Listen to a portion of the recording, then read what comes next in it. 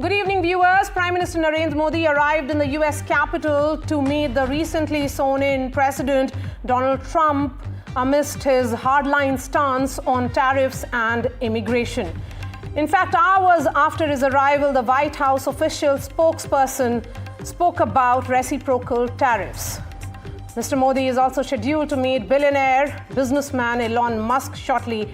Prime Minister Modi and Elon Musk have in fact met several times in the past. In fact, Mr. Modi also toured the Tesla facility in San Jose during a visit in 2015. The Tesla CEO had then given a personal tour of the Tesla plant. Now, coming to the most critical part of Prime Minister's visit, the bilaterals. This will be the first bilateral between Prime Minister Modi and Trump after Trump assumed presidency for the second time last month. Prime Minister Modi is staying at the Blair House, which is the US presidential guest house at the heart of the American capital city, Washington, D.C. At the Blair House, Mr. Modi was accorded a rousing welcome by members of the Indian American community. Braving freezing temperatures and rain, the community members gathered there chanting slogans and waving the Indian American flags. It was followed by a key meeting that Prime Minister Modi held with the US Director of National Security and Intelligence, Tulsi Gabbard. The meeting happening hours after her confirmation as the DNI of the Donald Trump administration. I'm going to go straight to Washington, D.C., where Nikunj Garg joins us live. Nikunj, good morning to you there. Prime Minister Modi hit the ground running, and this meeting particularly assumes significance in the backdrop of two developments. First, the extradition of Tahabur Rana and the previous US administration not addressing concerns with regards to Khalistani extremism. So let's talk about how does it look today.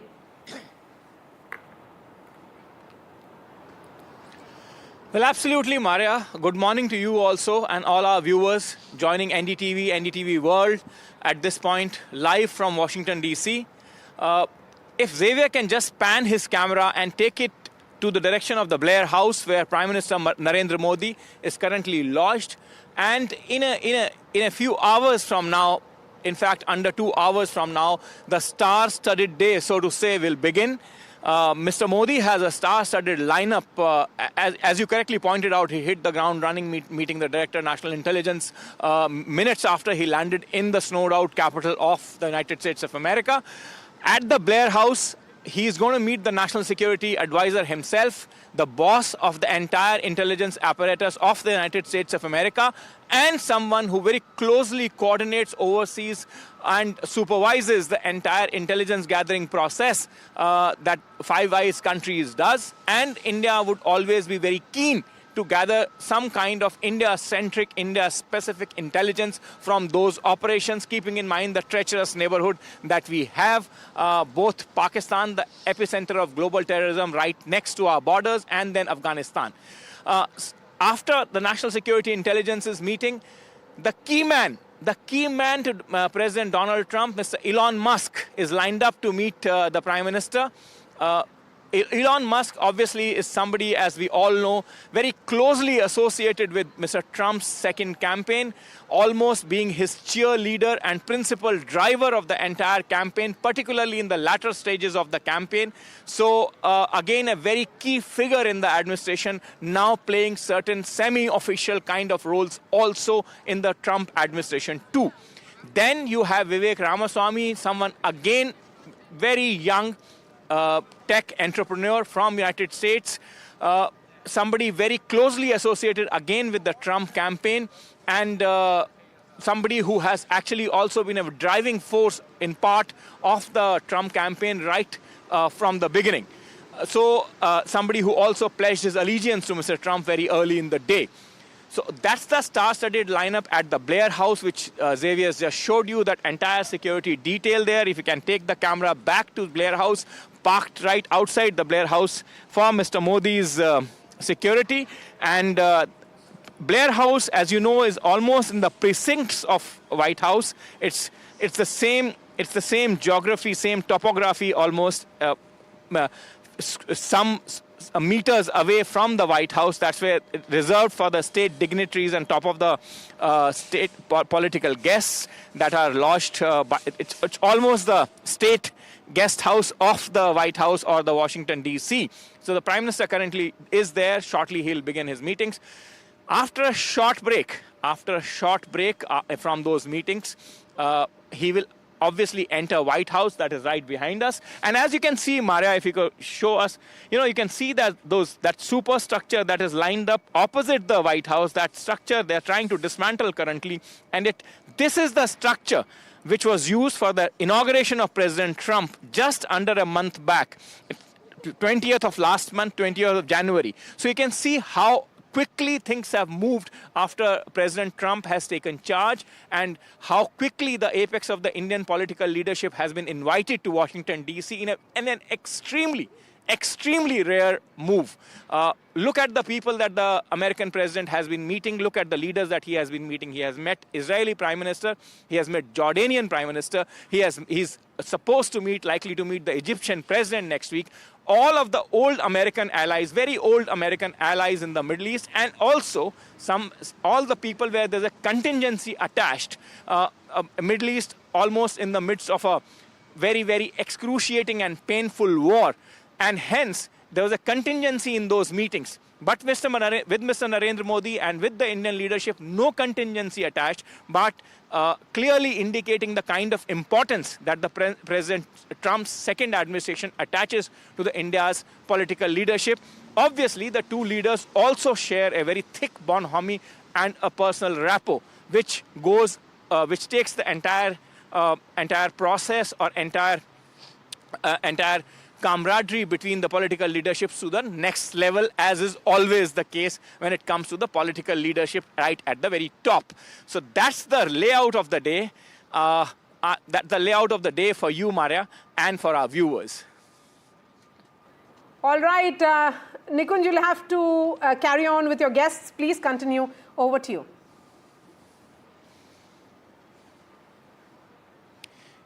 Thank you. And I'm joined by a very distinguished panel here. To my left, Sophia, somebody who deals with, she says she negotiates with governments. She deals with governments. What's your sense? What's your sense of the trajectory of the relationship that's going to be going on from here, right from the word go almost in the Trump administration? Look, I think you said correctly that President Trump and Prime Minister Modi have a good relationship to start the conversations off today. I think there are irritants in the relationship, including trade and immigration. I think those will remain in the conversation. I think it's good to know. But then, Sophia, please. Yeah. But then, Sophia, you see, when you are talking of a relationship of almost 1/4 of the humanity between India and the United States, minor irritants or some irritants on some thorn on the side will always remain, right? Absolutely. I think there are going to be irritants in the relationship, and in any friendship and allyship, there will be irritants in the relationship. But it's important to note that President Trump has come back to this White House with an agenda, which is make America great again, which is his America First priority. And so it's very important to see how Prime Minister Modi fits into his agenda of America First. I do think that President Trump is set to announce reciprocal tariffs today at 1 p.m. And that means that any country will have imposes tariffs on the U.S.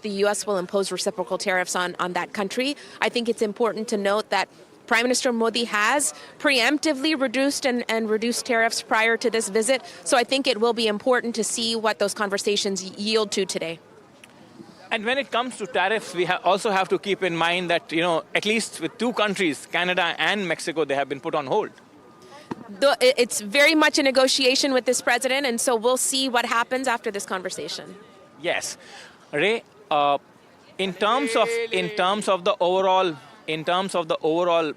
optics of the relationship, in terms of overall layout of the relationship that has gone so far, it certainly cannot be missed that, President Trump has invited Prime Minister Modi almost right after his inauguration. And I was talking to a ranking diplomat in Washington, D.C., and he told me that in his living memory, he doesn't recall a situation where Indian leadership has been called into an administration so early in the day. Well, I think that's a reflection of India's importance and growing stature in the world. I mean, it's the world's most populous country. It gets stronger and stronger every day, and it's a recognition of reality. India and the United States are going to have a stronger relationship, really, regardless of who the president is. And we've seen that through line, from George W. Bush, Barack Obama, Trump 1, Biden, and now. So it's going to keep going, regardless, really, of who is president. And do you think that keeping in mind that the trade and trade-related activities, services, goods and services and everything else, commerce, so to say, is very high and top of the agenda of the American president, and he has almost always made it clear that he's quite firm when it comes to promoting America-based manufacturing and promoting American business interests, so to say. So India, being a large consumer market, would also fit right into the bill. Right. I mean, high dollar equipment and things that are made in the United States, those are the things that we want to be selling to India. Things that help their manufacturing, machine tools, a variety of products. And so if, we can do more of that here and export to India, I think that's to our advantage. And to my right, young man, Mrigank, what do you think, as we move forward, what can be and what would be the principal drivers of the entire relationship as far as India-America relationship? That it's obviously very finely poised at this point in time, but how does it move forward from here? So the main issue right now will be on trade and tariffs. So right now the Trump administration has looked at tariffs in three ways. The first is, as Safia mentioned, reciprocal tariffs, which we expect to be announced very soon. But there's also tariffs that Trump has imposed on all goods from one country, for example, China, 10% tariffs on all goods. But then also specific goods from any country. For example, steel and aluminum, about 25% tariffs. And so India does not really need to be concerned about the first type, the China type of tariffs, because India is not really a target, at least not one that has been stated by Trump so far. But India would be very concerned about the second type of tariffs, which is the steel and aluminum kind of tariffs, because Trump has also mentioned pharmaceuticals, he's also mentioned auto parts, he's also mentioned semiconductors and other kinds of electronics. These are goods that India, especially steel and aluminum and pharmaceuticals, India exports a lot to the US. And so this will directly and really drastically affect the export relationship. Well, if we move beyond this, as I said that there'll always be challenges when you deal with the relationship of this magnitude, this nature. Almost 1/4 of the humanity covered between these two countries. If we move beyond this, small 1 billion tariff or few million tariffs, which many people will say that, of course, in the economies of this scale, things will happen. There'll be some challenges as far as economic considerations are there. The whole trajectory that the India-US relationship has taken over the last 2 decades, not from today, has taken in the last over 2 decades, has been extremely positive. And, the relationship has twice been elevated to special status as well. And in that sense, do you think, the overall trajectory remains positive, and there is a lot of scope, particularly on the areas that are concern areas for India, like high-tech transfer and the capital inflows in the sectors that India would want them to flow in. There is a lot of ground that can be covered positively. There is a lot of ground that can be covered for sure, and this has been a bipartisan relationship supported, but we have an X factor that we have to be honest about, and that's Mr. Trump. He's a wild card. I mean, Canada and the United States have one of the oldest and closest relationships, and Trump is in the process of blowing that up. And so the notion that India is completely immune from whatever idea pops into Mr. Trump's head on a given morning is, I think, naive. So the main point of this visit... one is not talking about the immunity, but my fact is that there is a large positive. There's a large positive, and obviously there will be area of concerns that will remain in such a massive relationship. Right? Well, of course, right? But I mean, the question is, do we dismiss those areas of concern completely? For instance, how many more planes of Indian citizens in shackles being sent back as are Indian citizens going to tolerate? Is the government going to tolerate that? What kind of concessions does the Indian government have to make to keep Trump happy to avoid tariffs? We're talking about buying American energy. We're talking about reducing the trade deficit with the United States. All of this strikes me as benefiting the United States. It's placating Trump's ego. Is it actually good for India? Well, yeah, I mean, the fact of the matter is that as far as shackles is concerned, the government of India has made its position very clear, and they've said that this is not going to be tolerated anymore. So that be there. We'll see. Yeah. Sophia, let me ask you one question here. That when you talk of the overall trajectory of the relationship, and when you talk of the positive momentum that the relationship has, do you think that the overall consideration in that relationship, barring these some thorn on the side that will always remain in the relationship, can take this relationship now to the next level, keeping in mind particularly that there is a special bonhomie between the two leaders at the top?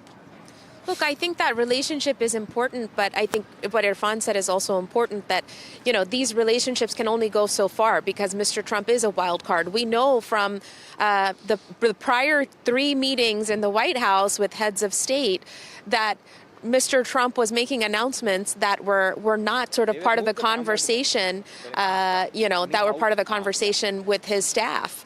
And so he's very much a wild card. Yeah, Xavier, please follow me.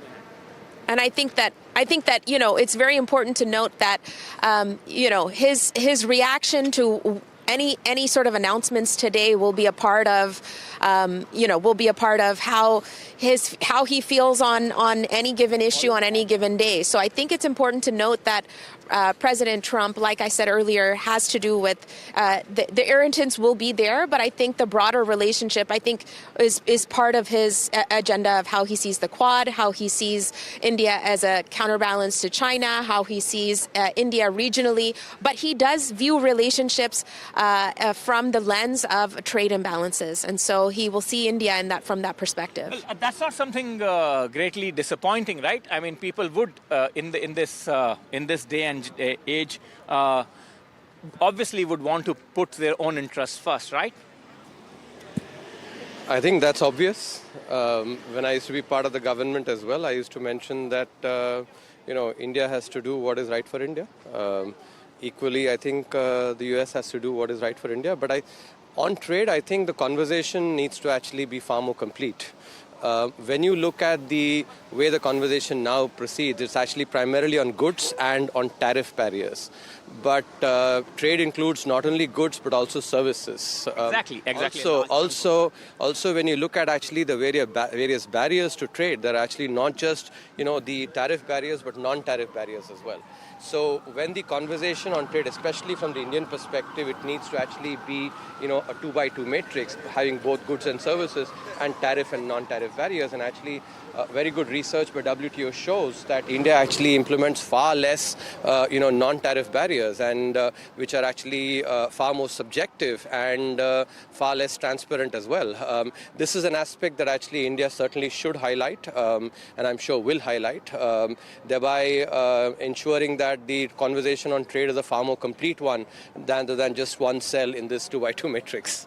So what do you mean by a more complete conversation? I mean, what are the contours of a full, complete conversation? Spanning all the 4 cells, actually, not just trade in goods, but also in services, and looking at not just the tariff barriers, but also non-tariff barriers. And I think India, if you think about it, every country chooses sort of to balance between tariff and non-tariff barriers. India chooses far more of the transparent and the more objective tariffs, while other countries, including many of the advanced economies, use a lot of non-tariff barriers, and this actually, the index by the WTO shows it very clearly. So you mean to say that we need to, Mr. Subramaniam, you mean to say that we need to make it clear that this is not just the unidimensional tariffs that we are discussing here, but the whole gamut of whole picture that needs to be taken into consideration. Both goods. Am I right? Yes, both goods and services, and also tariff and non-tariff barriers.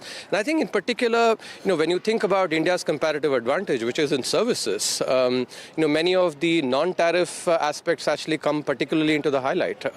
And that's an aspect that certainly must be included in the conversation. Mr. Krishnamurthy Subramaniam, as always, very, very, erudite and vocal on explaining the position. Please stay. Aparna, what do you welcome to NDTV? And tell me something, apart from my own senses, tell me if I'm wrong. I mean, I'm willing to be corrected. There is so much of positive ground that the relationship has to cover. If you focus just too much on this tariff business, a few millions here, a few million there, you somehow are getting into a trajectory or in a space where you tend to lose the overall momentum of the relationship. And most observers today are seeing probably this relationship as a relationship that is beneficial not only to these two geographies, but it's a great stabilizing force, but it's a great force for global good in terms of welfare of the humanity. Like, even if you talk about just the tech transfers from United States of America, which this capital is more capable than most in the world, to India, which can then change the life of millions of our citizens. Don't you think that those should be the focus area of this relationship rather than just some, millions of dollars of tariff, which is always, in a relationship of this magnitude or this scale, there'll always be challenges of that nature. I have not had at any occasion in the last 20 years that I have been coming to this capital to hear something beyond that, in the sense that there has been no occasion where they have said that, oh, everything is hunky-dory. Everything cannot be hunky-dory between two countries of the size that they are, the history that they have. And so the economic issues will remain. Those go back 30 years or more than that. Right from the time we started taking some nimble steps in building this relationship, right? From the time that India actually liberalized and opened up. From that time, the tariff issues and others have been there. But the relationship is more than that, and the relationship will be more than that. If it wasn't, then every president since Clinton would not have actually wanted to deepen the partnership. So there's a strategic element, there's a people-to-people element, and there's an economic element. There's a security and defense element, which will also come up today. Conversations about Quad, conversations about Indo-Pacific, about the security dimension, and India purchasing more American equipment will also come up. So I was talking on that security dimension, I was talking to a ranking diplomat here in Washington, D.C., and he told me, go back 20 years. Go back 20 years, there's hardly any cooperation. There's hardly, forget about interoperability of the platforms or interoperability of the service, armed forces of the countries. There was hardly any defense cooperation. There was hardly any position in the embassy in India which was taking that relationship forward. Not only that, the 2005 US-India Defense Agreement was signed. It was 2005 that it was signed, so it's 20 years today.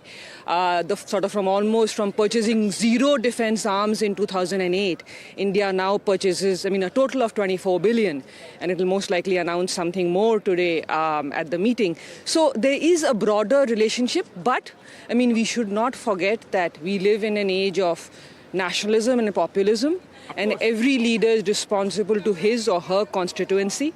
And so they will have to, explain to their constituents why they are doing something and taking a relationship forward, and what they are doing to manage the imbalances in trade which are occurring today.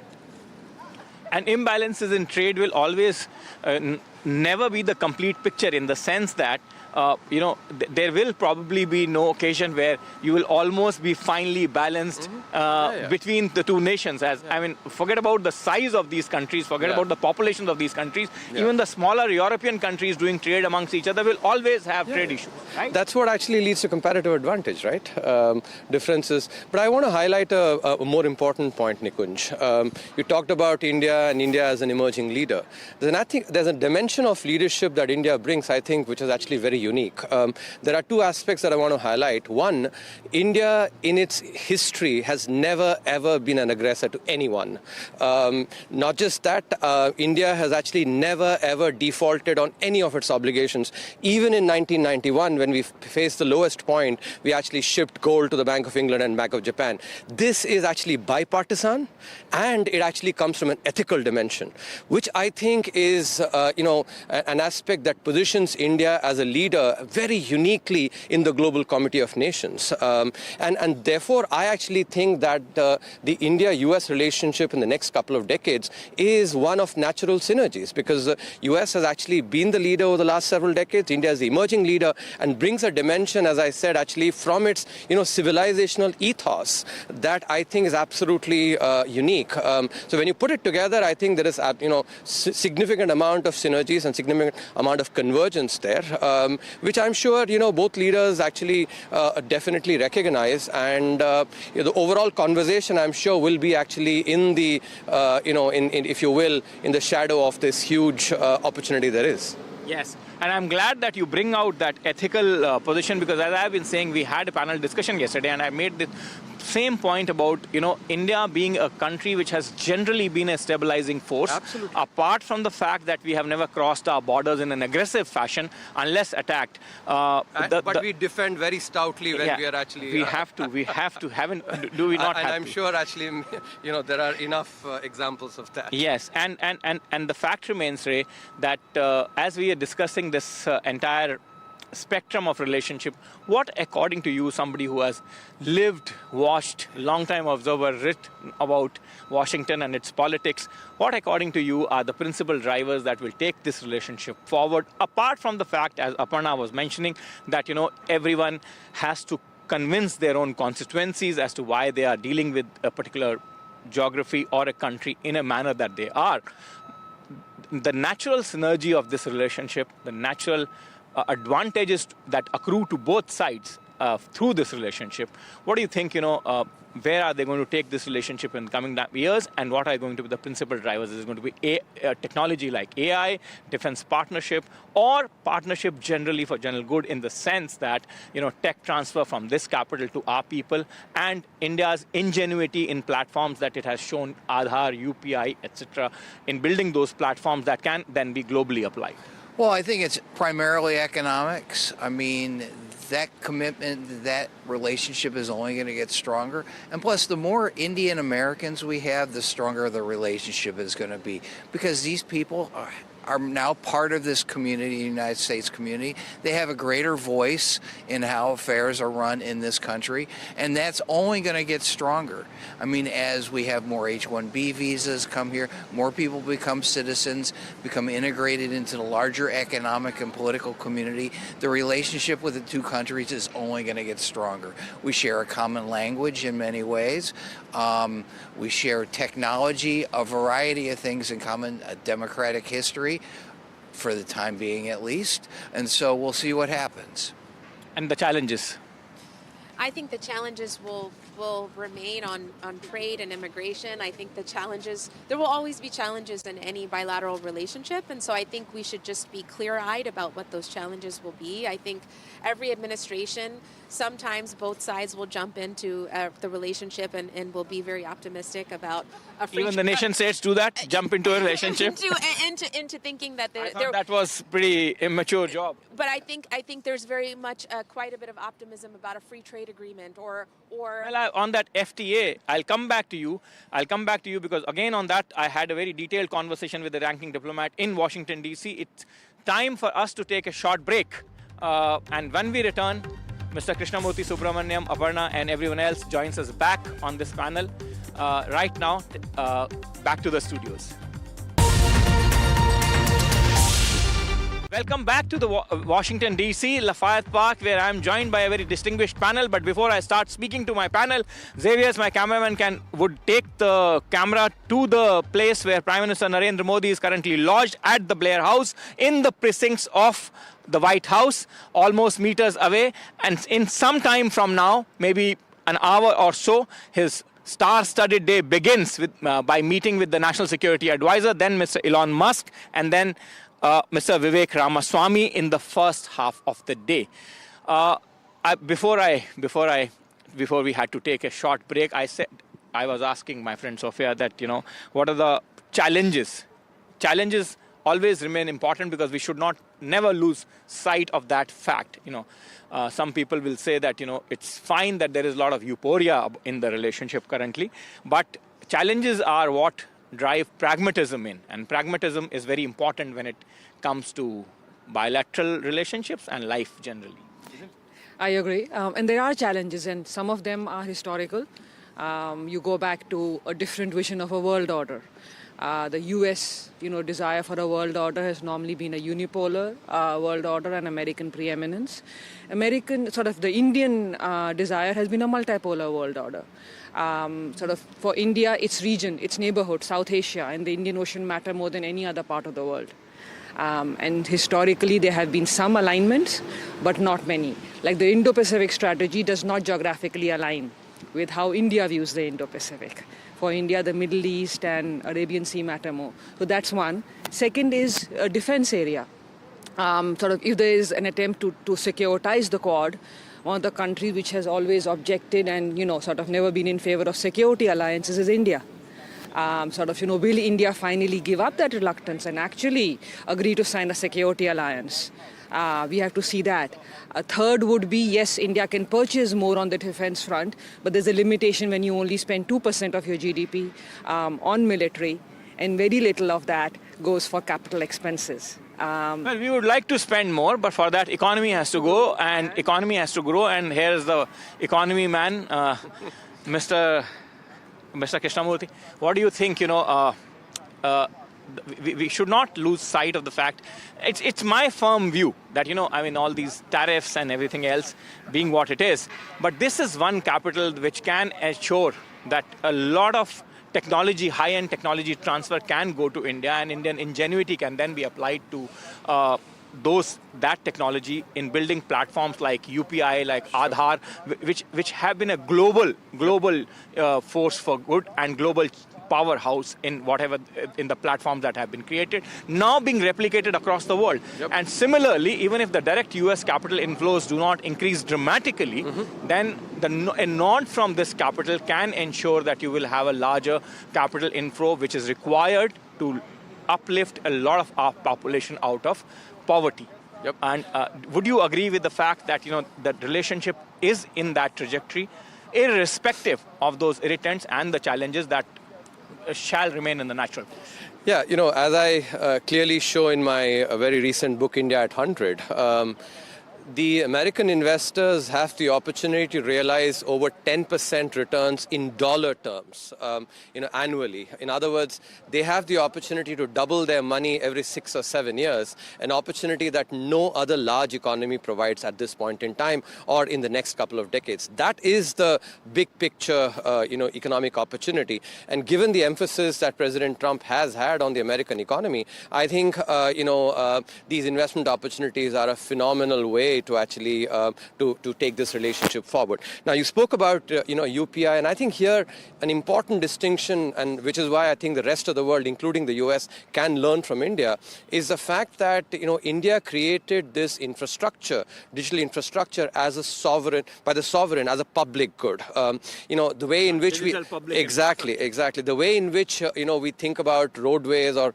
railways, etc., in a similar way. And the key point here actually is that when it is created as a public good, access is universal because pricing can actually be very favorable. And as a result, the amount of, the sort of economies of scale and the network economies that can be, utilized is enormous. I think here's where, even the United States can actually, pick a leaf or two, on digital public infrastructure because, very well, AI needs data.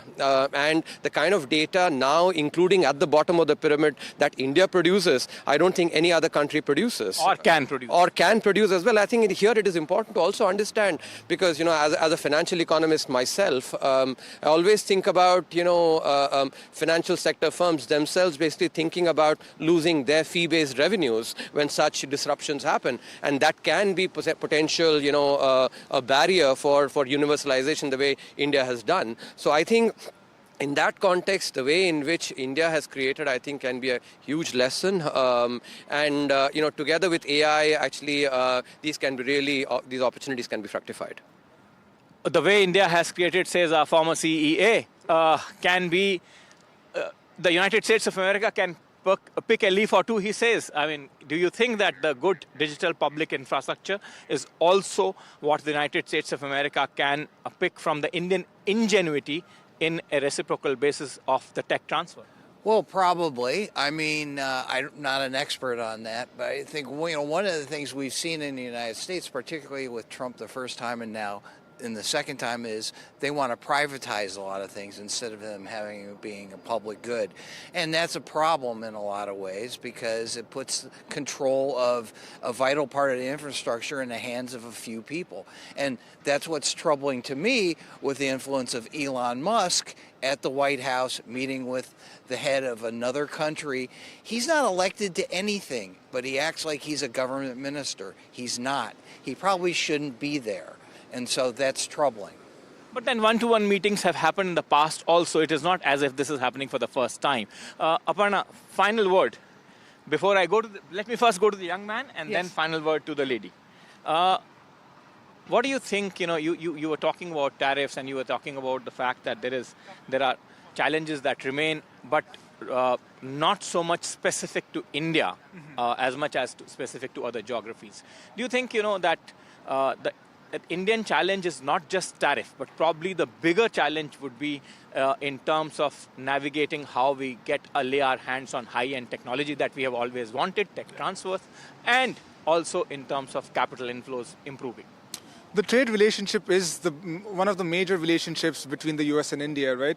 And one area where there's a big opportunity for more coordination between the US and India, of course, is the China relationship. And here there's different, in terms of economic security, there's different interests between India and the US when it comes to China, but there's many similarities. So primarily, the US wants to keep jobs within the US. They already have dominance in auto industries and semiconductors. They already have a lot of homegrown industries that is already here. But for India, it's about keeping jobs, but also attracting companies that are already in China to come to India and then produce in India. So that creates a different set of incentives and punishments for companies there. So I'll be very curious to see what comes out of the meetings today from Trump and Prime Minister Modi on what they think about China and what they can do with tech transfers and capital inflows over there as well. Would it be too much to put too many hopes on just one meeting? Of course, this is the beginning of, this is a good beginning, as someone told me on the in the DC community, that, early bird catches the worm. So he comes in, Prime Minister comes in at a time, when the administration is just taking shape. And he's, this is almost the first month. And then you have one full 4 years period to develop and work patiently on things that would require patience, the issues that would be vexed, coming at the apex level and coming right at the cutting edge level. You have the full 4 years to go forward and work on them and finally deliver results. Won't that be a more pragmatic way to look at it? It sounds pragmatic, Nikunj. The only challenge which both sides will face are two. One, potential. India's always had potential and promise. The India-US relationship has promise, but we've never delivered on the potential from either side. So will it happen under this administration, or will it once again be pushed to the next administration to keep delivering on a relationship which has massive promise and potential, but is, for both internal and geopolitical reasons, unable to deliver on it? Thank you very much. Sane words there coming from the lady, last words to the lady. And with this, I toss back to Maria in the Delhi studios. Nikunj, thank you so much for getting us all those voices, a very diverse set of views coming in straight from Washington, D.C. And we shift focus now to Lisa Curtis, who's joining us live, Senior Fellow and Director of the Indo-Pacific Security Program at the Center for a New American Security. Ms. Curtis, really appreciate your time and thank you for your patience. How significant is this visit of Prime Minister Modi within a month, less than a month of Donald Trump's second presidency? Well, I think it's a very significant visit, and it's notable that the visit is happening, like you said, only 3 weeks into the Trump administration. During the first Trump administration, Modi visited the White House after 6 months after Trump took power. So this is quite significant. He'll be the fourth foreign leader to visit the White House. And, there have already been a lot of steps taken by Prime Minister Modi to set a positive tone for the meeting. He's already announced reductions in tariffs. He has talked about importing more oil and gas from the United States. So we already see a lot of activity happening, and it sounds like we're headed for a quite substantive meeting. This is not just a courtesy call or, establishing rapport type of meeting. This is more about getting things done and getting the U.S.-India relationship off to a good start. So I'm quite pleased with the things that I'm hearing are likely to come out of the meeting. Things like a commitment to a fast-track trade negotiation, commitment to issuing a new defense framework between the two countries. So I think we can expect quite a few announcements. There will be, tension over the trade issue, that's for sure. But I think overall, it's likely to be a very positive visit. Okay, Ms. Curtis, I'm going to come to the issue of tariffs in just a bit. But as a security expert yourself, there are two crucial meetings. One has happened already, and one which will happen in the next few minutes. First, the meeting with, the U.S. Director of National Intelligence, Tulsi Gabbard, which happened within hours of Prime Minister Modi's arrival in Washington, D.C.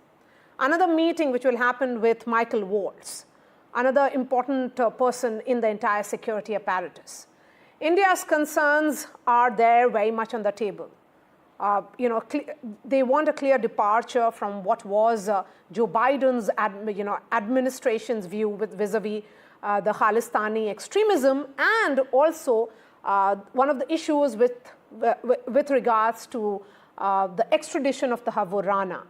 Do you think two critical meetings of this nature, both from intelligence and security apparatus, show that the direction in which the intelligence sharing is likely? Well, I think both Tulsi Gabbard and Michael Waltz have been strong supporters of the U.S.-India relationship. I think, Tulsi Gabbard, having just been confirmed in her position,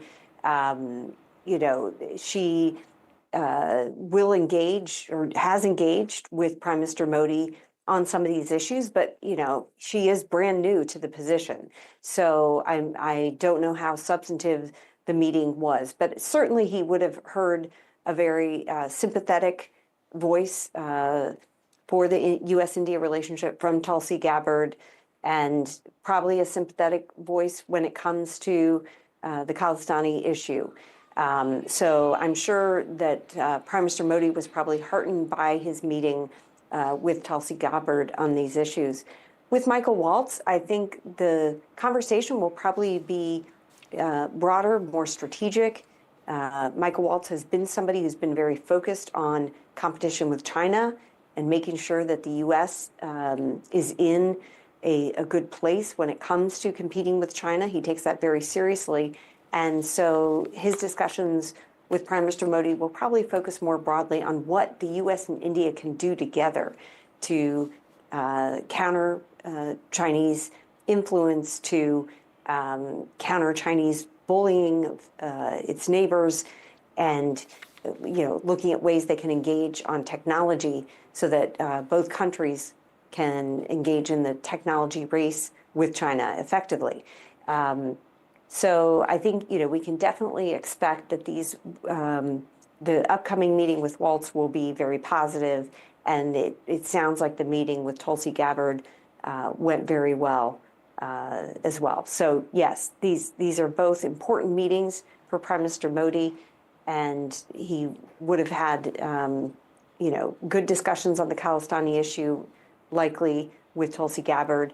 But with Mike Waltz, it's likely to be a much more strategic focus, and with China in that conversation. Okay, let's shift focus to another vexed issue with regards to tariffs.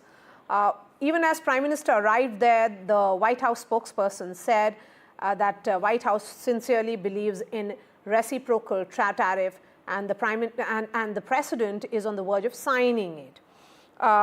But we have seen how Donald Trump uses tariff more as a political tool. He has been speaking about India in the context of it being a tariff king, but when it comes to real action, that hasn't really happened.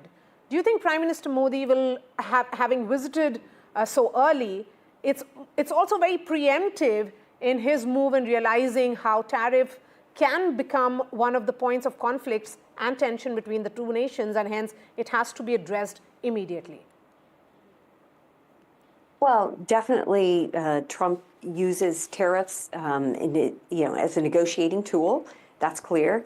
And I remember in the first Trump administration, before Trump would meet with Modi, 24, 48 hours ahead of that, he would tweet something out about India's high tariffs. So it was really a negotiating tactic that he used. So this announcement of reciprocal tariffs, fair trade, that's going to be announced in an hour or two.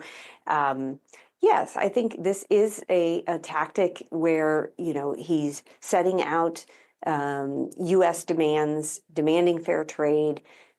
Modi is coming into the meeting having already announced some tariff reductions. I don't think these will be enough for President Trump, but they're both setting the stage for engaging in a trade negotiation. And my understanding is that they will, in fact, announce a fast-track trade negotiation. So what really will matter is what happens in the next 6 months. Will they be able to make a trade deal that they frankly weren't able to do in Trump's first term? So that's really when the hard work is going to start. But I think right now they're both trying to set the terms of that negotiation. And some of what Modi has done will be helpful, but it won't be enough. I think this time around the expectation is that India will lower tariffs in a substantial way, will seek to reduce the trade deficit with the United States in very significant ways. And so really the pressure is on India in this moment.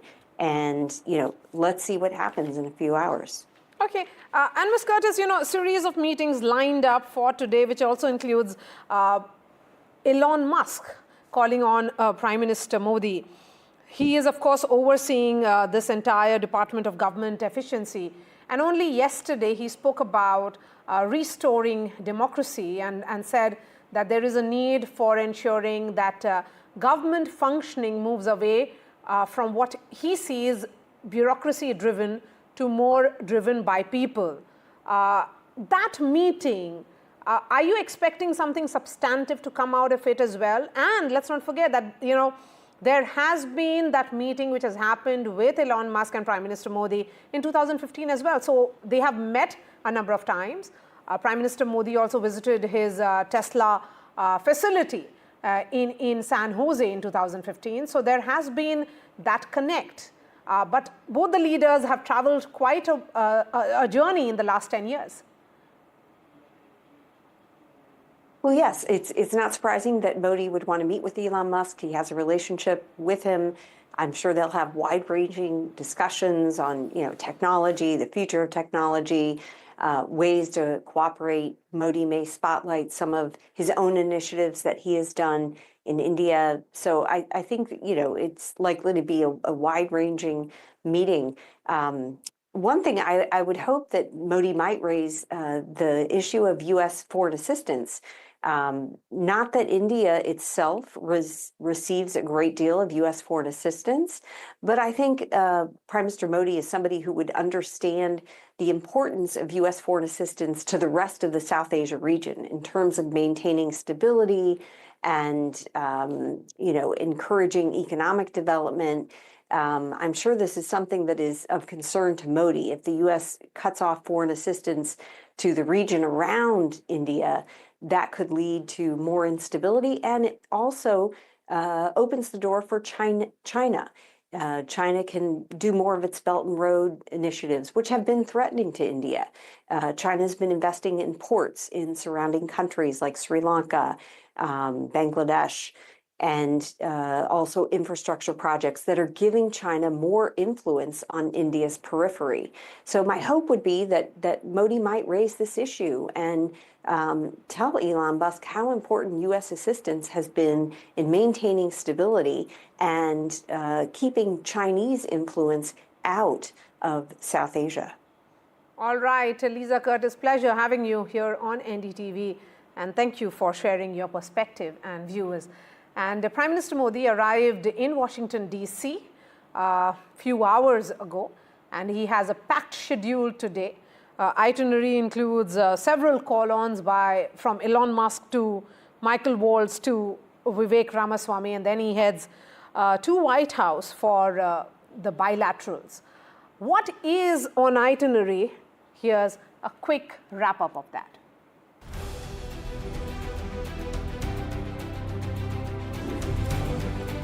A dialogue of democracies. Prime Minister Narendra Modi has landed in Washington, D.C. for what is expected to be a historic U.S. visit. PM Modi will be meeting U.S. President Donald Trump for the first in the latter's second term, becoming the fourth leader after Israeli Prime Minister, Japanese leader, and Jordan's king to meet Trump. The high-profile visit started with the U.S. intelligence chief Tulsi Gabbard meeting with Prime Minister Narendra Modi, just hours after being confirmed for the coveted post. So what's on the agenda in this highly anticipated meeting between the two leaders, and how will the Trump-Modi bonhomie benefit India? One of the key issues on the agenda will be immigration. The Prime Minister will be in Washington days after President Trump deported 104 Indian nationals who entered the US illegally. Furthermore, the issue of the prized H-1B visa created a furor in the US in the early days of Trump's second term. The other highlight of the visit could be talks on the impending reciprocal tariffs that the US has warned could be announced any moment. I do believe it will come before the Prime Minister's visit tomorrow, and I will let the President discuss the details on the reciprocal tariff front. But this is something he believes strongly in, and it's very simple logic as to why the President wants to impose reciprocal tariffs. It's the golden rule, which we all learned when we were growing up in school. Treat others the way you want to be treated, and far too many nations around this world have been ripping off the United States of America for far too long, and that's why the President believes this will be a great policy that will benefit American workers and improve our national security. Analysts have warned that such levies could bring a broad tariff hike to emerging market economies like India and Thailand. Other key topics on the agenda can include defense purchases, civil nuclear cooperation, and security issues, including China's rising influence in the Indo-Pacific. With Donald Trump on a spree of signing one executive order after the other, India awaits what the 78-year-old's next move would be. Bureau Report for NDTV World.